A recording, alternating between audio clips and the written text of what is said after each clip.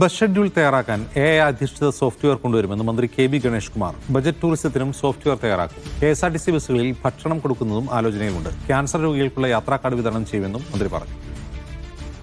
എല്ലാ രംഗത്തും total digitalisation നമ്മൾ കൊണ്ടുവരികയാണ്.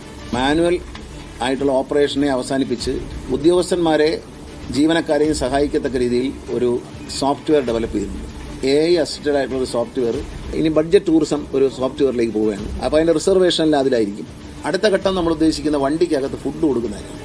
അധികം വേസ്റ്റ് വരാത്ത, എന്നാൽ കുക്ക് ചെയ്യാൻ വലിയ കുക്കിംഗ് ഒന്നും വേണ്ടാത്ത, ഓയിലൊക്കെ കുറവുള്ള അങ്ങനെയുള്ള സാധനങ്ങൾ നമ്മൾ ഏറ്റവും മിനിമം പാക്കിങ്ങിൽ കൊടുക്കുന്ന ഒരു പ്രപ്പോസൽ വന്നിട്ടുണ്ട്.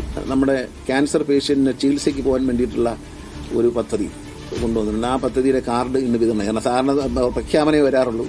ആ കാർഡിൽ ഒരാളെ രോഗിയാണെന്ന് തോന്നാത്ത വിധത്തിലുള്ള കാർഡാണ്. ഹാപ്പി ലോങ് ലൈഫ് എന്നൊരു കാർഡാണ് നമ്മൾ പ്രസിദ്ധീകരിക്കുന്നത്.